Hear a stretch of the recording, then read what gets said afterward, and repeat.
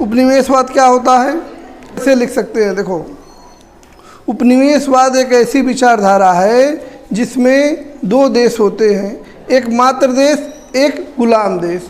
मातृ देश के द्वारा गुलाम देश पर कब्जा करके या उसको अपना उपनिवेश बना के वहाँ के संसाधनों का आर्थिक रूप से शोषण किया जाता है और यह शोषण की निरंतरता बनी रहे, इसलिए वहाँ पर राजनीतिक नियंत्रण स्थापित कर लिया जाता है।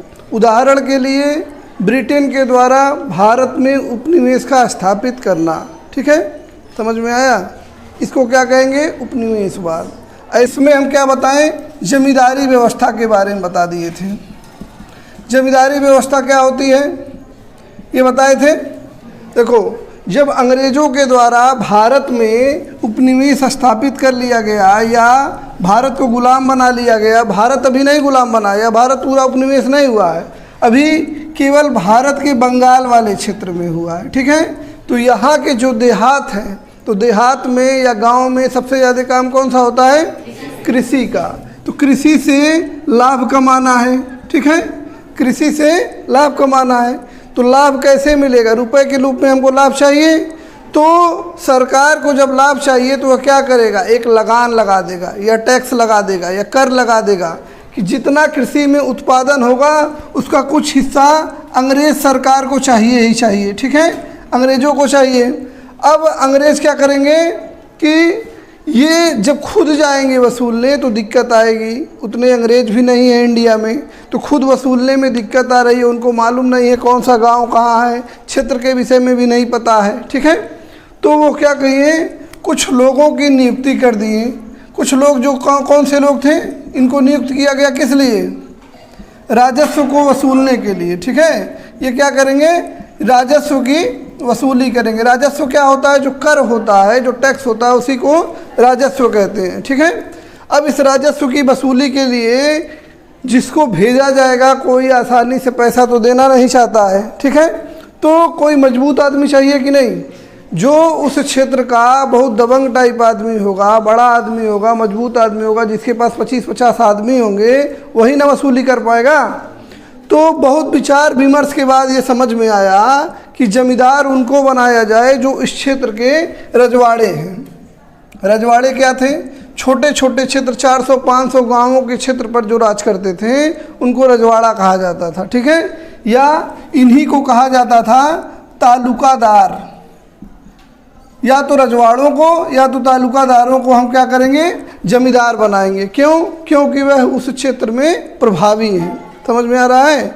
और इनका काम क्या होगा? ये अंग्रेज सरकार के लिए जाके कृषकों से, किसानों से ये जाके पैसा वसूलेंगे और कुछ हिस्सा अपने पास रख लेंगे। वसूलने कुछ मिलना चाहिए ना, वसूलने का कुछ पैसा मिलना चाहिए। तो इसलिए ये क्या करेंगे? किसानों से पैसा वसूले। मान लो 1000 वसूले, उदाहरण के लिए बता रहे हैं, 900 जो है अंग्रेज सरकार को दे देंगे, 100 रुपये अपने बच जाएगा सिर्फ वसूलने का।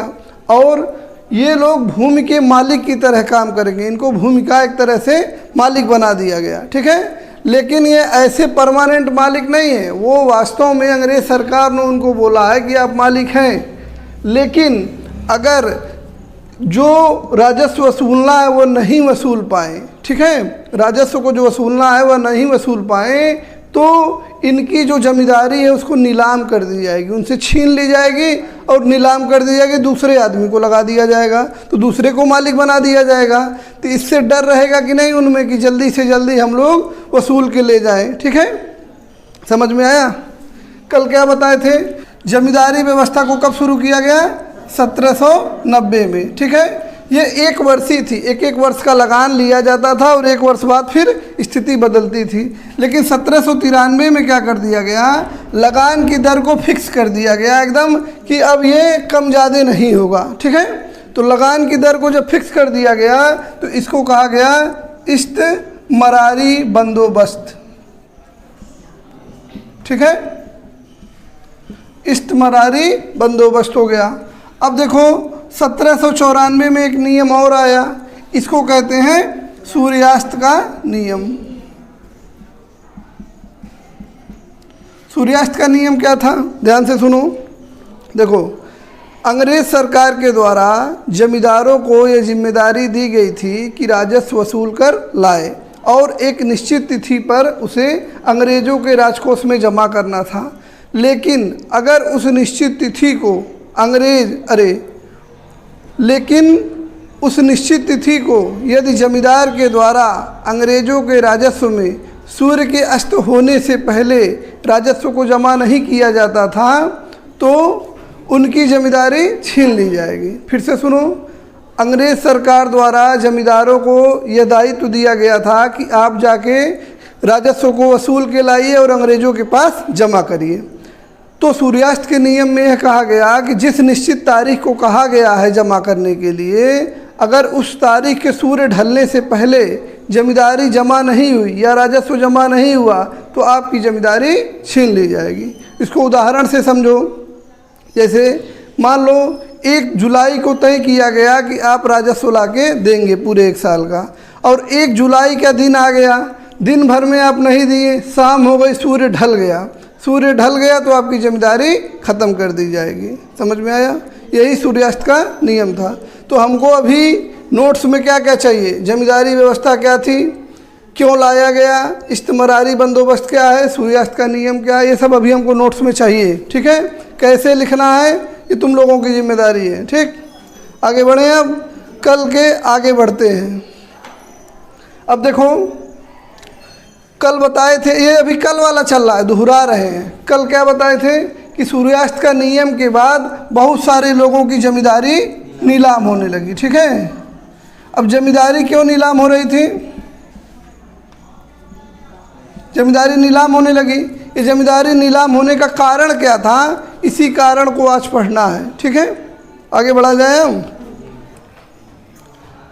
जमींदारी की जो नीलामी थी वो क्यों होती थी। ठीक है, तो पहला कारण क्या था, कल बताए थे, 4 कारणों को बताए थे। पहला कारण क्या था कि जो इस्तेमरारी व्यवस्था में राजस्व की दर थी वो अधिक थी, राजस्व की दर का अधिक होना। क्या था, देखो, इस्तेमरारी व्यवस्था में 1793 में जब यह फिक्स कर दिया गया कि अब यह कभी नहीं बदलेगा, 10-20 साल, 25 साल, 50 साल बाद कभी नहीं बदलेगा, तो राजस्व की दर को ऊंचा रखा गया। क्यों ऊंचा रखा गया, ताकि जब भविष्य में मुद्रा का मूल्य घट जाएगा तो उस होने वाले घाटे से नुकसान को बचाया जा सके। जैसे मान लो कोई दुकान है, उसमें सामान भरा है, ठीक है, एक आदमी को किराए पर देना है। अब मान लो उसमें महीने का हमको पता है कि लगभग 7-8 हज़ार रुपया कमाई होती है। ठीक है, महीने का 7-8 हज़ार रुपया कमाई होती है। हम उससे कहेंगे कि 6 हज़ार रुपया या 7 हज़ार रुपया किराया लेंगे। ठीक है, क्यों कहेंगे, क्योंकि भविष्य में हम किराया बढ़ाएंगे नहीं, लेकिन उस दुकान की कमाई बढ़ेगी कि नहीं। अगर मान लो कमाई कुछ भी नहीं बढ़ेगी तब भी जितने रुपए का सामान है, मान लो आज 10 रुपये का सामान है, 10 साल बाद वो 15 रुपये का हो जाएगा कि नहीं। तो अभी उस पर मान लो 1 रुपया बचता था तो 10 साल बाद उस पर 1.5 रुपया बचने लगेगा, तो उसका लाभ 1.5 गुना हो जाएगा कि नहीं। समझ में आ रहा है। लेकिन उस लाभ का हिस्सा हमको नहीं मिलेगा। क्यों नहीं मिलेगा, क्योंकि हमने उससे एग्रीमेंट कर लिया कि अब जीवन में तुम्हारा किराएदारी कभी नहीं बढ़ाएंगे, तो ये सोच के हम किराएदारी थोड़ा ऊंचा रखेंगे। तो ऐसे ही अंग्रेज़ों ने जब इस्तेमरारी व्यवस्था को लाया, इस्तेमरारी बंदोबस्त को लाया, तो जानबूझ के किराया थोड़ा ऊंचा रखा, क्योंकि जो भविष्य में लाभ होगा या मुद्रा का मूल्य घट जाएगा तो उससे होने वाले नुकसान को कम किया जा सके। ठीक है, समझ में आया। और ये फिक्स क्यों किया गया था, इस्तेमरारी बंदोबस्त क्यों लाया गया था, ये बताए थे कल, उसको लिखना है। ठीक है, क्यों लाया गया था, ताकि लोग उसमें निवेश करने को उत्साहित हों और उनको पता रहे कि हमारा लाभ सरकार नहीं ले जाएगी। समझ में आया। तो ये राजस्व की दर का अधिक होना एक कारण हो गया। दूसरा कारण क्या था, देखो, दूसरा कारण था कि 1790 में जब यह व्यवस्था लागू की गई तो उस समय कृषि की उपज की कीमत में कमी थी। जैसे एक उदाहरण है टमाटर का, अभी हाल ही में टमाटर 200 रुपये किलो चला गया था कि नहीं। लेकिन हो सकता है कि जल्दी से जब टमाटर वापस आया तो थोक मंडियों में उसका दाम 1 रुपया किलो 50 पैसा किलो हो गया। ठीक है, तो जब दाम बहुत कम होगा उपज का तो वह लगान देने के लिए जो पैसा चाहिए वो मिल ही नहीं रहा है। जैसे मान लो उपज की कीमत कम हो गई, ठीक है, अब कीमत कम हो जाए, उपज ज़्यादा है, उपज बढ़िया हुआ, जितना फसल होना चाहिए था उतना फसल हुआ, लेकिन इसका जो रुपया है कम मिलेगा कि नहीं, क्योंकि दाम ही घट गया ना। जैसे गेहूं अभी 25 रुपया किलो चल रहा है, लेकिन किसी कारण से बहुत ज़्यादा गेहूं आ जाए और उपज का दाम घट के 15 रुपया हो जाए, तो मान लो तुम्हारे पास 10 बोरा गेहूं है, तो वैसे मतलब 10 बोरा सामान्य रेट पे 25 रुपये के हिसाब से बेचते हैं तो 25,000 मिलता। ठीक है, इसमें से हम 5,000 रुपया अपना लगान चुका देते। ठीक, लेकिन अभी क्या हुआ कि गेहूं का दाम घट गया, 15 रुपया हो गया, तो हमको 15,000 ही मिला 10 बोरे का दाम। अब हम इसमें से कहाँ चुकाएंगे, हमारा खर्चा ही 20,000 था, 5,000 इसमें भी घट गया, तो लगान देने में कठिनाई होगी कि नहीं। तो ऐसे ही 1790 का जो दशक था, 1790 के दशक में उपज की कीमतें कम थी, इसीलिए कृषक लगान नहीं दे पाते थे जमींदारों को। और जब कृषक लगान नहीं दे पाएंगे तो जमींदार भी लगान नहीं दे पाएंगे। जब कृषक जमींदारों को नहीं दे पाएंगे तो जमींदार पहुंचाएंगे कैसे, अपने घर से थोड़ी ना लाएंगे। तो इसलिए जमींदारी देने में चूक हो जाती थी। समझ में आया? ठीक है, तीसरा कारण था राजस्व का असमान दर।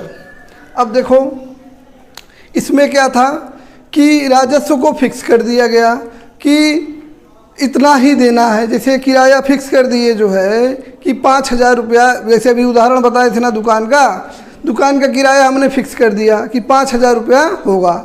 लेकिन मान लो कोरोना आ गया, कोरोना की वजह से दुकान बंद हो गई। ठीक है, 1 साल तक बंद रही या 15 मतलब 2 महीने 3 महीने तक बंद रही। तो जब बंद रहेगी तो उसकी कुछ कीमत कमाई होगी नहीं। लेकिन हमने जो एग्रीमेंट बनाया है किराए का, उसमें क्या कहा है कि 5,000 हमको चाहिए, चाहे जहाँ से ला के दो, और नहीं ला के दोगे तो दुकान तुमसे छीन लेंगे, दूसरे को नीलाम कर देंगे। समझ में आ रहा है? तो ऐसे ही कहा गया कि इस्तेमारी बंदोबस्त में कि फसल चाहे ख़राब हो जाए और चाहे बहुत अच्छी हो, हमसे उससे मतलब नहीं है। बहुत अच्छी होगा तो रख लेना जो फसल आएगी, ठीक है, बहुत अच्छी होगी तो फ़ायदा रख लोगे, और ख़राब हो जाएगी तो नुकसान तुम्ही को सहना पड़ेगा। ठीक है, तो ख़राब फसल होगी तब भी राजस्व की दर उतना ही रहेगी। ठीक है, जैसे अभी पिछले उदाहरण में हमने बताया कि 25,000 रुपये का गेहूँ बेचना था, 15,000 का बेचा। हो सकता है फसल ख़राब हो जाए तो 10,000 का हो या 15,000 का हो, मान लो कीमत ठीक मिले, लेकिन फसल ही कम उत्पादन हुआ ना। अभी मान लो 10 बोरे का उत्पादन हो रहा है तो हो सकता है 7 बोरे का उत्पादन हो सकता है कि नहीं। कृषि में ये होना सामान्य बात है। और जब फसल खराब हो गई तो राजस्व दे पाएगा, लगान नहीं दे पाएगा। पहले आदमी के पास जो भी रहेगा वो पहले अपने खाने को सोचेगा, और जब कृषक जो है जमींदार को लगान नहीं देगा तो जमींदार सरकार को लगान नहीं देगी, और इससे क्या होगा, लगान देने में चूक हो जाएगी कि नहीं। समझ में आ रहा है? फसल खराब होने की दशा में चूक हो जाएगी, फसल अच्छी होगी तो देगा लगान, ठीक है, और जो फ़ायदा होगा वो तो रख लेगा। लेकिन कौन फ़ायदा बचा के चलता, वो बढ़िया से खा पी फिर उड़ा देगा। थोड़ी ना कोई सोचेगा अगले वर्ष के लगान के लिए रख लिया जाए। ठीक है, ये समझ में आया? चलो अब देखो चौथा क्या था, जमींदारों की शक्ति को कम करना। अंग्रेज़ सरकार जो है जमींदारी देने से पहले जो लोग जमींदार बने थे उनके पास छोटी छोटी सेना की टुकड़ी हुआ करती थी, सेना की टुकड़ियां हुआ करती थी, और इनके पास पुलिस थी, पुलिस व्यवस्था, और इन्हीं के पास न्यायालय हुआ करता था। ठीक है, देखो 3 काम और करते थे। जब इनके पास जमींदारी नहीं थी तो ये वहाँ के राजा थे ना, तो जब राजा थे तो मान लो किसी को दंड देना पड़ेगा या कोई हमला कर दिया हमारे ऊपर तो सेना चाहिए कि नहीं चाहिए, चाहिए ना। और मान लो कोई हमला नहीं किया, राज्य में ही कोई अपराध किया तो उसको पकड़ने के लिए पुलिस भी चाहिए, क्योंकि वो वहाँ के राजा है ना। और मान लो विवाद हुआ दो लोगों में, तो उस पर निर्णय देना है कौन सही है कौन गलत है, तो न्यायालय की व्यवस्था भी इन्हीं के पास थी। अंग्रेज़ों ने क्या किया कि उनसे ये व्यवस्था छीन ली। क्यों छीन ली? क्योंकि उनको मालूम था अगर ये बहुत शक्तिशाली हो जाएंगे, राजस्व वसूलने भी काम इनको दे रहे हैं, पैसा रखे रहेंगे और सेना को मजबूत कर लेंगे, तो अभी अंग्रेज़ बंगाल भर में आए थे ना, पता चला बंगाल से भी मार के भगा देते कि नहीं। एक बार अभी 1857 में विद्रोह होगा, तो अगर इनके पास भी होती और ये अगर विरोध में रहते तो उनको मार के भगा देते कि नहीं। तो अंग्रेज़ों को ये चाहते थे कि ये बहुत ज़्यादा शक्तिशाली भी ना हो जमींदार, और हमारा काम भी करते रहे और हमारे ऊपर निर्भर भी रहे। निर्भर कैसे हैं? मान लो कोई दूसरा राज्य इनके ऊपर हमला करेगा तो किसके पास दौड़ के जाएंगे? अंग्रेज़ों के पास जाएंगे कि नहीं। तो अंग्रेज़ों के पास निर्भर भी रहेंगे। और न्यायालय वाली व्यवस्था जब छीन ली गई तो कहा गया कि अब जो अंग्रेज़ों की न्यायालय होगा या अंग्रेज़ों की कचहरी होगी वहाँ निपटान होगा। तो जब अंग्रेज़ों की कचहरी होगी तो जो लोग कृषक हैं वो भी अब उनसे कम डरेंगे कि नहीं, क्योंकि वह न्याय तो दे नहीं सकते। अगर वह गलत करेंगे तो हम कोर्ट चले जाएंगे। ठीक है, तो समझ में आया। तो इससे क्या होता था, देखो जमींदारों की शक्ति जब कम कर दी गई तो वह जाते थे, जो गरीब किसान थे उनको तो मार और के ले लेते थे लगान, चाहे फसल ख़राब हो चाहे अच्छी हो। लेकिन एक बताए हैं तालुकादार, या एक होते थे बड़े किसान जिनको रैयत बोलते थे, या उन्हीं को कहीं कहीं पे मंडल बोला गया है। ठीक है, तो वो क्या करते थे, वो जानबूझ के इनका लगान नहीं देते थे। क्यों नहीं देते थे? ताकि कि ये परेशान हों। ज़्यादातर जो ये जोतदार हुआ करते थे, जोतदार कौन थे? जिनके पास सैकड़ों एकड़ खेती होती थी, और साहूकार भी थे। साहूकार क्या होता है कि जो लोगों को ज़रूरत के समय पैसा उधार दे। ठीक है, जैसे किसी को बीज बोना है, पैसा नहीं है तो जाएगा साहूकार से उधार लेके आएगा, बीज बोएगा और जब फसल हो जाएगी तो उसको दे देगा।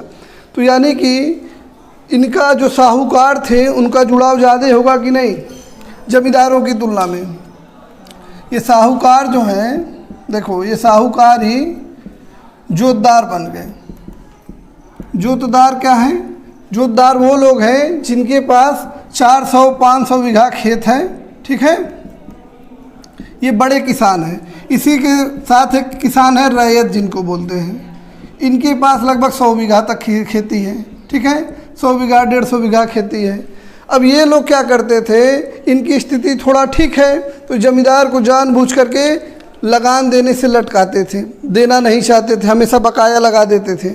लेकिन जमींदार इनके ऊपर अपनी शक्ति का प्रयोग नहीं कर सकता था। मान लो इनको मार दिया या डांट दिया, जो भी कर दिया, परेशान किया, तो ये चले जाएंगे कहाँ? कचहरी में, न्यायालय में, या पुलिस के पास। अब पुलिस अंग्रेज़ों की है ना, तो नियम बना रखे हैं कि मार नहीं सकते हैं। लेकिन जैसे नियम है कि मार नहीं सकते, जैसे स्कूल में नियम है कि बच्चों को मारा नहीं जा सकता है, लेकिन कभी कभी कड़ाई के चक्कर में मार दिया जाता है कि नहीं। मान लो कोई चला गया, कोई संभ्रांत परिवार है तो चला जाएगा, गरीब परिवार है सोचेगा हमारा बच्चा सुधर जाएगा या जो भी है। तो ऐसी स्थिति वहाँ थी जब ये जमींदार लोग साहूकारों के पास जाते थे, बड़े बड़े रैयतों के पास जाते थे, तो आनाकानी करते थे जमींदारी देने में, क्योंकि उनको मालूम था कि जमींदार हमारा कुछ बिगाड़ नहीं पाएंगे, परेशान करेंगे तो न्यायालय में चले जाएंगे। न्यायालय में और नहीं जमींदारी दिए तो जमींदार भी न्यायालय में जा सकता था, लेकिन वहाँ पर मुकदमा बहुत लंबा चलता था। ठीक है, और जब लंबा चलेगा तो सूर्यास्त का नियम लगेगा, जल्दी से तारीख आ जाएगी, देना है ना। पता चला तब तक फैसला ही नहीं हो पाया और सूर्यास्त के नियम के अनुसार इसकी जमींदारी चल जाएगी। तो ये न्यायालय में जाने की वजह से एक समस्या हो जाती थी। एक उदाहरण और समझो, जैसे सरकार है जब छोटे किसानों को लोन देती है तो लोन वसूलना होता है तो उनके वहाँ जाएगी, बैल बांधा है तो बैल खोल ले जाएगी, ट्रैक्टर है तो ट्रैक्टर उठा ले जाएगी, खेत है तो खेत को कब्जा कर लेगी, घर है तो घर पे कब्जा कर लेती, होता है कि नहीं। लोन जब बैंक वाले वसूलने आते हैं तो तरह तरह के हथकंडे अपनाते हैं, लेकिन जब वही लोन कोई बहुत बड़ा आदमी लेता है, जैसे हमारे वहाँ देखे हुए हो जो बड़े बड़े व्यापारी हैं, जब वो लोन लेते हैं तो सरकार उनका कुछ नहीं बिगाड़ पाती है। और ज़्यादा सख्ती करोगे, उनका कुछ लूटने मतलब वसूलने के लिए सख्ती करेंगे तो न्यायालय में चले जाएंगे, पता चला उल्टा सरकारी अधिकारी दंडित होंगे। तो ऐसे ही जमींदार के जो अधिकारी होते थे इनको बोला जाता था अमला। अगर ये अमला जो है कुछ जोतदारों के साथ गलत करता था तो ये न्यायालय में चले जाएंगे। पता चला कि अमला के जो अधिकारी हैं वो खुद ही दंडित होने लगे। तो इससे क्या होता था, जमींदारों को अपनी जमींदारी देने में चूक हुआ करती थी, ठीक है। और जब चूक जाते थे तो नीलामी होती थी उनकी जमींदारी की। और देखो एक कारण और था, ये जो जोतदार थे या साहूकार थे, ये जिसको बार बार उधार दे रहे हैं उससे जुड़ाव ज़्यादा है कि नहीं, या फिर इनके पास 400 बीघा 500 बीघा खेत है तो क्या अपने खेती कर रहे हैं? अपने खेती नहीं कर रहे हैं, ये छोटे किसानों को दे रहे हैं, जिसको बोलते हैं सिकमी रैयत है, ठीक है।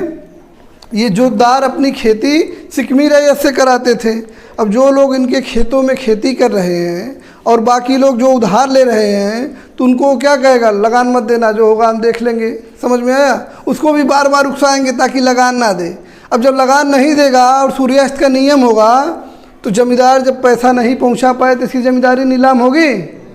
तो नीलाम होगी तो खरीदेगा कौन? जिसके पास पैसा होगा। अब पैसा किसके पास है? इसी साहूकार और जोतदार के पास। तो वो धीरे धीरे जानबूझ के उकसाते थे ताकि जमींदारी इनकी दे ना पाए, और जब जमींदारी इनको नहीं देता था तो वो वहाँ पहुँचा नहीं पाते थे और इनकी जमींदारी नीलाम होती थी। और जब जमींदारी नीलाम होती थी तो यही साहूकार उल्टे खरीद लेते हैं। समझ में आया? अब देखो तुम्हारी किताब जहाँ से शुरू होती है वहाँ पर क्या हुआ है कि भीड़ लगी हुई है, जैसे फिल्मों में लगा रहता है, वो फिल्मी तरह से लिखा है कि कोई एक क्षेत्र है जहाँ बहुत सारी भीड़ लगी हुई है और यहाँ पर जमींदारी की नीलामी हो रही है, ठीक है। किसकी जमींदारी की? एक जगह है वर्धमान, वर्धमान जिला आज भी है वहाँ पश्चिम बंगाल में। वर्धमान ज़िले में यहाँ की जमींदारी का नीलामी हो रही है, ठीक है। और नीलामी में जो सबसे ज़्यादा ऊंची बोली लगाएगा उसी को वह जमींदारी मिलेगी। तो जमींदारी की नीलामी हुई और नीलामी होने के बाद तुरंत एक अधिकारी ने देखा कि जिस राजा की नीलामी कराई गई है खरीदने वाले तो सब उसी के नौकर निकले, ठीक है, या उसी के लोग निकले, उसी के रिश्तेदार निकले। तो 95% लोग नीलामी फर्जी हो गई। अब फर्जी कैसे हो गई? राजा के लोग ही खरीद लिए, राजा के नौकर खरीद लिए अपने नाम से। तो राजा के नौकर के पास पैसा कहाँ से आएगा?